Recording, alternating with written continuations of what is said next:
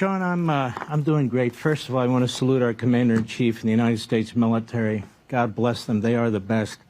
What? Now, let's get to this reprobate. Other than hating America, hating Jews, and hating capitalism, he's a pretty good candidate. You know, he's kind of a mix between Putin and Arafat. And let me be very clear about this. He's not an American-loving, moderate Muslim. He's an Islamist. That's what he is. I don't want to hear about Islamophobia. This guy's an Islamist. Islamists hate One of the funniest parts about this, and I addressed this earlier, one of the funniest parts about this kind of statement is one that I'm also obviously very used to, and I addressed as well. Saying this about one of the, if not the currently most progressive candidate in the Democratic Party is additionally crazy. I said this as well. Zohran, much like Ilhan Omar, is one of the most progressive politicians in America and has been getting called a Sharia-supporting jihadist by actual white Christian fundamentalists who want to do Christian Sharia and advocate for more death all around the world. The very people that are saying he's Islamist, he's Islamist, he's Islamist, are insane. Dog, you are claiming, and I know this from my own personal experience as well, being also 33 and Muslim, a progressive Muslim socialist myself. I hear this all the time. People who want to dominate women, people who want to dominate queer people, that turn around and tell me I'm actually a Islamist fundamentalist. They're saying that to Zohran. And the only reason why anyone ever even entertains this is because they too are just as racist. Moderate Muslims. That's what he is. Now let's look where he stands. First of all, he's 33 years old, so he's got pretty old. You know, Castro was only 29 when he took over Cuba. And here we have this guy. This guy's never run a hot dog stand, not even a kosher hot dog stand. He's never run anything except his mouth. Where does he stand? What he have won't you done, endorse Mark Levin? Israel's right to exist. Wow, that's a tough one. He defends the phrase globalize the intifada. That means he favors globalizing terrorism. When he's challenged, he said, oh, that's just what Palestinians say. No, it isn't, pal. I know who you are, and I know what you are. He goes on. He supports the boycott, divestment, sanctions, BDS movement against Israel, which means destroy Israel, withdraw all investments in Israel. So I will once again repeat, all of this, Zohran is anti-Israel coming from Democrats, coming from Republicans, is perfect, and I want it to keep coming. While it's giga racist, I will say this. It's good. Every moment that they spend on Zohran, specifically on the issue of Israel, is a good moment because it is a deeply unpopular position that these morons do not realize is a indefensible position in the eyes of the public.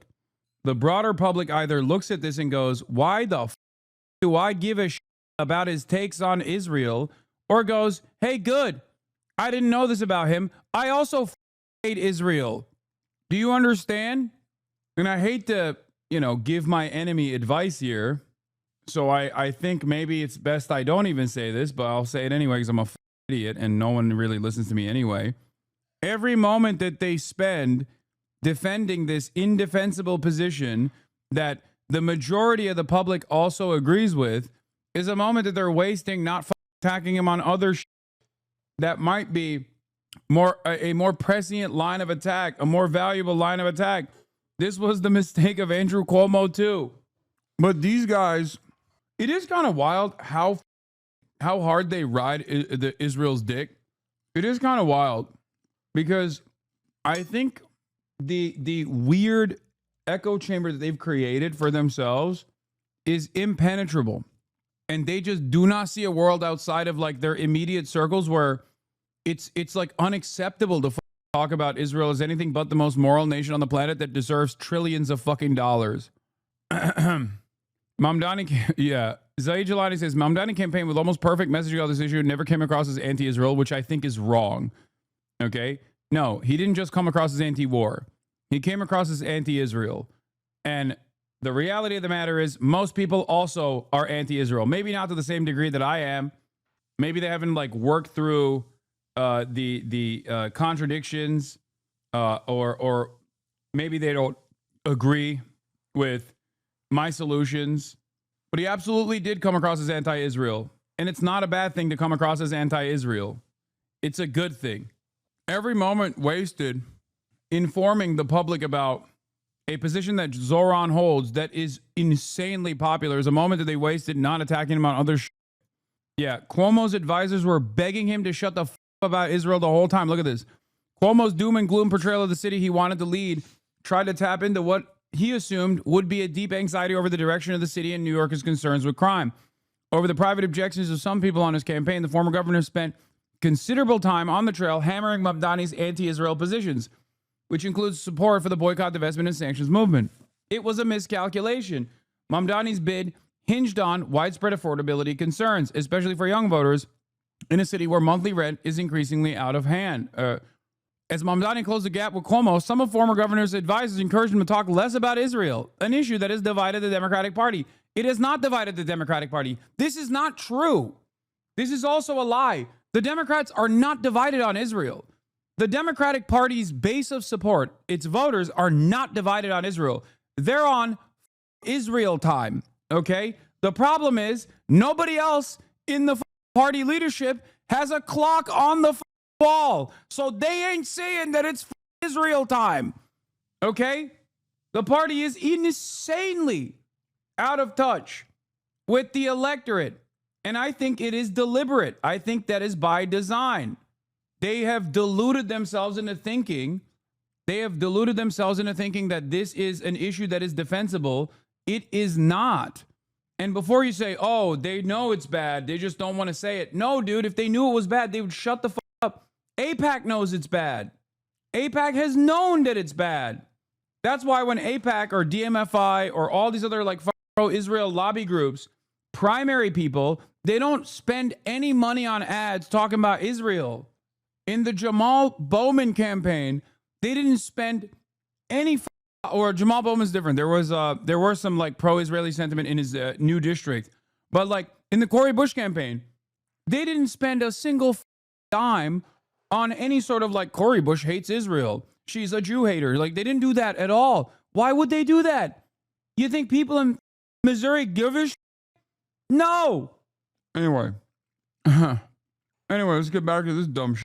He's a Class A Jew hater in a city that has the largest population of Jews on the face of the earth. He wants to arrest Benjamin Netanyahu if he enters New York City. So he's got these fascist tendencies, too. What else? What? Taxation is not theft. Capitalism is theft. You know what, pal? Why don't you go into a supermarket? Look what the supermarkets provide the American people. All the types of meat, all the types of vegetables, all the types of wine, 40 different types of bread, 30 different types of milk. That's not some damn Marxist regime. That's America, where Americans have access to more food, more goods, more material than kings and queens had 100 years ago. That's capitalism, pal, and we like it. What else? The Green New Deal, socialism. He wants a $10 billion tax hike on businesses. Now, what happens if you do that? What do? They go to New Jersey, they go to Connecticut, they go to a free state, maybe Florida. In other words... No, they don't. I'm pretty sure Jersey City has a higher tax on businesses anyway, but they don't. Capital flight is bull. And there's a very easy corrective measure called a exit tax that will stamp people into their place of business. But it doesn't ever have to get to that point because capital flight is simply a threat. That's it. It's a threat that nobody ever cashes in on. Ain't no way, dog. Ain't no way. Yeah, Wall Street. You're going to move Wall Street? Suck my dick. You're not going to move Wall Street anywhere.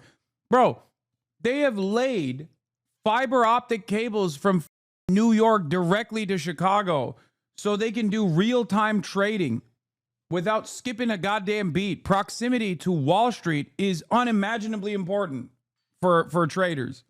The idea that they're going to move away is so stupid. It's not happening. He will kill jobs. He will kill jobs. The guy doesn't know how to create jobs. He's never held a job. The hell has he ever done in his life? It amazes me. These 33-year-old Marxist Islamists, they know how to run the world. They don't know how to run anything. They don't even know how to fix a toilet or to change their oil. What does he want? Free buses, rent freezes, city run. Michael Bloomberg also ran on free buses. Rent freezes have happened time and time again under previous leadership as well. Grocery stores. You know what that means? You're going to... There are plenty of states that have city-run grocery stores, including liquor stores that are government-owned in certain states. The VA operates a massive chain of state-run grocery stores as well. This is simply a pilot project anyway. But if it doesn't work, then they scrap it. It's that simple. The goal is to try to help people. Starve to death because the city doesn't know how to run a grocery store. They can't run a damn thing. He wants a $30 minimum wage. Why not? He doesn't know. I better watch my mouth. Free city bus. What? This is a Jamal Bowman appreciation tweet? What the fuck? Zohran Mamdani's extremism exposed. And his extremism is, this is a Jamal Bowman appreciation tweet? New York is the birthplace of the global socialist feminist movement? Buses he wants. What else? Okay, that's false. That is only extremist because it's revisionist. The global socialist feminist movement was not born in New York. It was in the USSR. That part is actually false. But outside of that, fine, true. What does he want?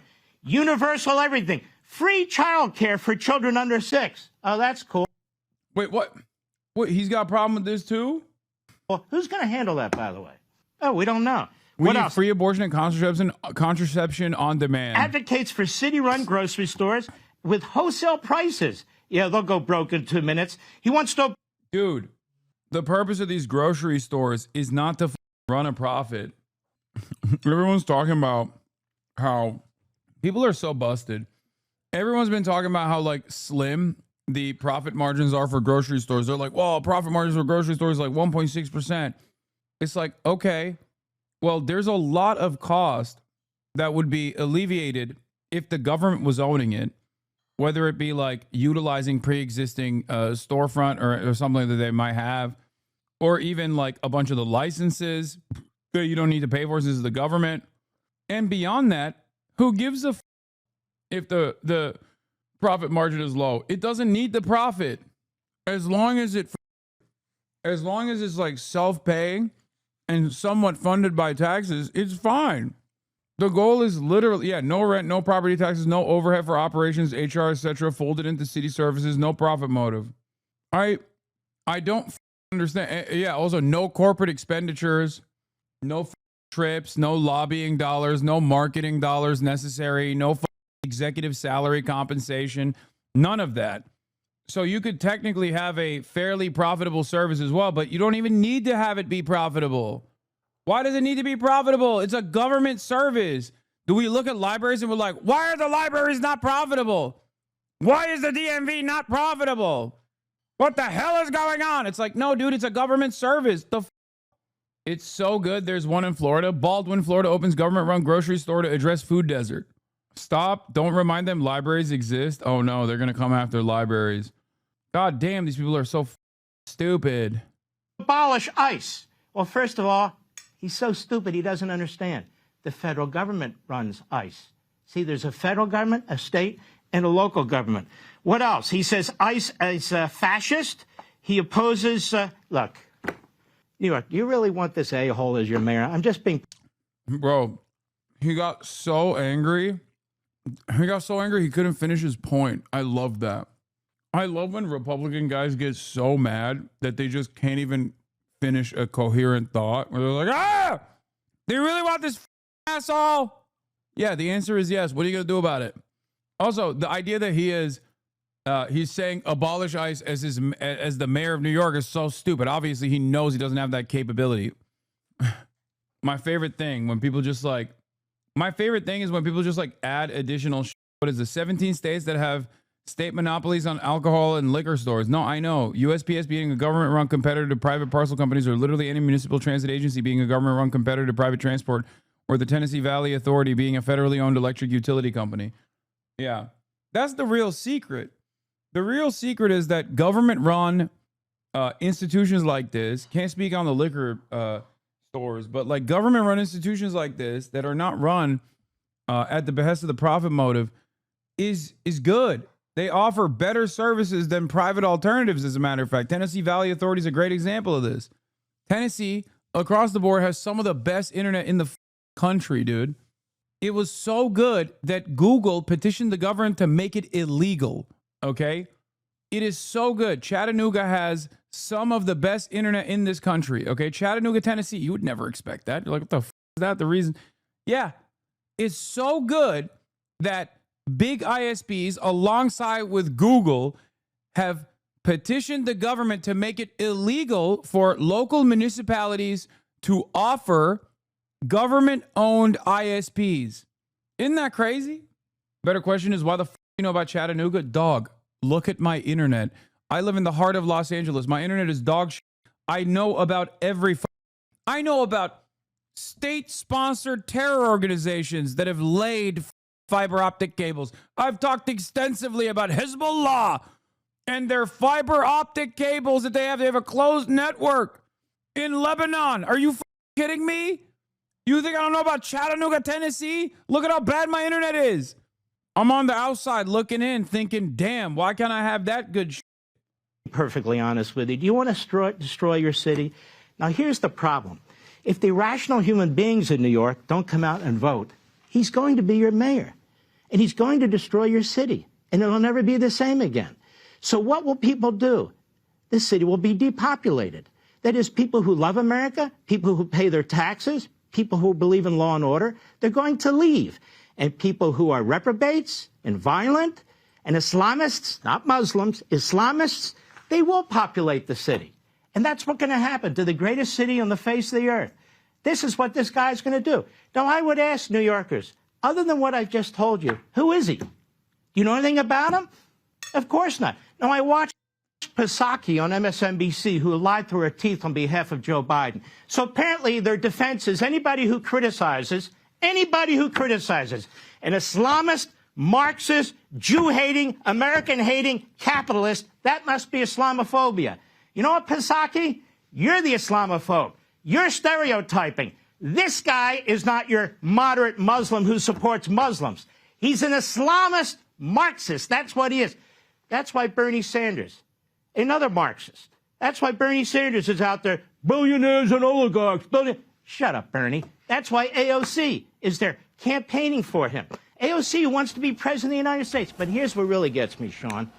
Chuck Mark, Schumer, let me ask you one last Jew. question. Yes. So you've got our friend Curtis Lee in the race, and you got Eric Adams. You got another leftist in the race. Now Andrew Cuomo's gotten in the race. Does that split the vote and pave the way for? Yes. Well, for Curtis Lee was the only one that would be, he'd be like Rudy Giuliani, Mayor Rudy Giuliani 2.0. Is that, I only have about 20 seconds. All right, it'll only take me 10. Cuomo should get out. He's a reprobate. He already blew it. Adams is a poor mayor. Curtis Lee would be a great mayor. They all need to get around one candidate, support one candidate, and defeat this guy, or this guy's going to destroy the city. It's that simple. I'm done. That's it. Let's go. All right. That's a great one. Mark Levin, thank you.